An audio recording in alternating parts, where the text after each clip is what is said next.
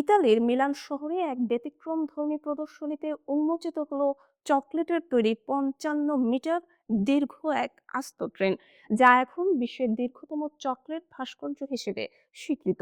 মাল্টার প্রখ্যাত চকলেট শিল্পী এন্ড্রু ফারোজিয়া 2500 কেজিরও বেশি খাঁটি বেলজিয়ান চকলেট ব্যবহার করে এই অসাধারণ শিল্পকর্ম নির্মাণ করেছেন। বিশাল আকারের এই ট্রেন সম্প্রতি গিনেস ওয়ার্ল্ড রেকর্ডসে নাম লিখিয়েছে। এটি অ্যান্ড্রু ফারুজিয়ার প্রথম রেকর্ড নয়, বরং নিজের গড়া রেকর্ড নিজেই ভাঙার এক অনন্য উদাহরণ।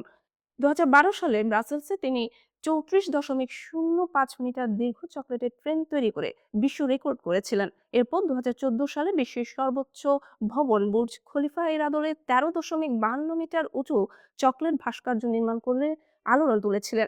এবার 55.27 মিটার দীর্ঘ ট্রেন বানিয়ে তিনি তৃতীয়বারের মতো গ্রিনেস স্বীকৃতি পেলেন। এই চকলেট ট্রেনের দৈর্ঘ্য একটি অলিম্পিক মানের সুইমিং পুলের চেয়েও বেশি। পুরো ভাস্কর্যে রয়েছে একটি শক্তিশালী লোকোমোটিভ ও 22টি সুদৃশ্য বগি। প্রতিটি বগির ওজন প্রায় 160 কেজি।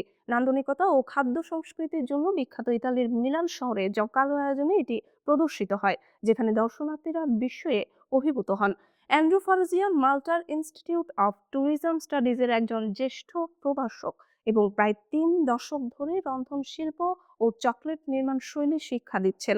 এই বিশাল প্রকল্পের কাজ শুরু হয় গত বছরের আগস্টে। প্রথমে মাটি দিয়ে ট্রেনের নিখুঁত নকশা তৈরি করা হয়। এরপর সেই নকশার ভিত্তিতে খাঁটি বেলজিয়াম চকলেটের বড় ব্লক ব্যবহার করা হয়। অক্টোবর থেকে শুরু হয় খোদাই ও গঠন প্রক্রিয়া। একদল দক্ষ কারিগরের সহায়তায় ধাপে ধাপে তৈরি হয় বগি ও লোকোমোটিভ। শেষে সব অংশ জোড়া দিয়ে পূর্ণতা পায় এই নজিরবিহীন চকলেট ট্রেন।